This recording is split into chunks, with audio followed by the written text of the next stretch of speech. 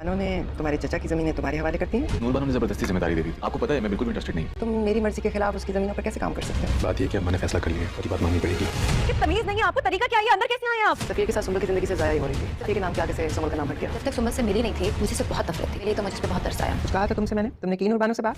नूरजहां बेगम को जब से ये बात पता चलेगी कि मुख्तार शाह की तमाम ज़मीनों की लुक आफ्टर उनका अपना बेटा मुराद कर रहा है, तो उन्हें ये बात अच्छी लगेगी और यहाँ पर अब वो फिर से अपना एक प्लान तैयार कर लेंगी। यहाँ आने वाली एपिसोड में हम देखेंगे कि वो मुराद के पास जाएंगी और उससे यही कहेंगी कि तुमने बताया नहीं कि तुम मुख्तार शाह की तमाम ज़मीनों की देखभाल कर रहे हो। यहाँ मुराद अपनी माँ से यही कहता हुआ नजर आएगा कि मेरा बिल्कुल भी इंटरेस्ट नहीं, नूर बानो ने ज़बरदस्ती की तो मैं इसलिए करने लगा। यहाँ वो मुराद से यही कहेंगी कि तुम मेरी मर्जी के बगैर कैसे उसकी ज़मीनों की देखभाल कर सकते हो। एपिसोड में हम ये भी देखेंगे कि अब वो इसकी ज़मीनों पर देखभाल करने के लिए एक शर्त रखेंगी और मुराद से यही कहेंगी कि अगर तुमने मेरी ये शर्त मान ली तो ही तुम उसकी ज़मीनों की देखभाल कर सकोगे। तो क्या लगता है नूरजहां अब ऐसी कौन सी शर्त रखेंगी? तो मैं यहाँ आप लोगों को बताती चलूँ। जो मुझे ऐसा लगता है कि यहाँ नूरजहां अब अपने बेटे से यही कहेंगी कि तुम नूर बानो से वो ज़मीनें अपने नाम करवाओ ताकि तुम उन ज़मीनों के मालिक हो, तो मुझे अच्छा लगेगा कि मेरा बेटा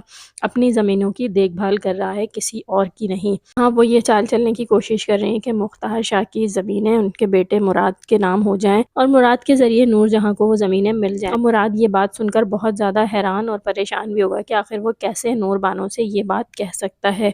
तो यहाँ पर सफ़ीर भी अपनी माँ का साथ देगा और यही कहेगा कि अम्मा ने जो फैसला कर लिया है तो कर लिया है, तुम्हें ऐसा ही करना होगा। एपिसोड में ही हम देखेंगे कि नूरजहां मुराद से यही पूछती हुई नजर आएंगी कि मैंने तुमसे कुछ कहा था, तुमने नूर बानो से बात की या नहीं। लेकिन यहाँ मुराद अभी तक इसी कश्मकश में है कि वो किस तरह से नूर बानो से कह सकता है कि वो अपनी ज़मीनें उसके नाम कर दे, और मुराद ऐसा हरगिज़ नहीं करेगा और इस बार भी वो अपनी माँ के आगे खड़ा हो जाएगा। दूसरी जानिब हम ये भी देखेंगे कि माहा और सफ़ीना की भी आपस में बातचीत होगी और वो यही कहेगी अच्छा हुआ कि सुंबुल का नाम सफ़ीर के नाम के आगे से हट गया, अब वो अपनी ज़िंदगी में आज़ाद है। यहाँ माहा भी सुंबुल की तरफदारी करेगी और यही कहेगी कि इस घर में आने से पहले तक मुझे उससे शदीद नफरत थी, लेकिन जब से मैं इस घर में आई हूँ और मैंने उसे देखा था तो मुझे भी उस पर तरस आता था, अब वो अपनी ज़िंदगी जी सकती है। यहाँ सुंबुल भी हवेली में बहुत ज़्यादा खुश है और सुकून में है, अपनी ज़िंदगी सुकून से गुजार रही है। लेकिन यहाँ आने वाली एपिसोड में हमें ये भी दिखाया जाएगा कि सुंबुल हवेली में अकेली मौजूद होगी और वहाँ पर कोई लड़का अचानक से आके उसकी आंखें बंद करेगा और जब सुंबुल हाथ हटा के उस लड़के को देखेगी तो बहुत ज़्यादा चिल्लाएगी, चीखेगी और यही कहेगी कि कौन हो तुम और यहाँ कैसे अंदर घुसे चले आ रहे हो। और नेक्स्ट एपिसोड में ही हमें ये भी जानने को मिलेगा कि ये लड़का कोई और नहीं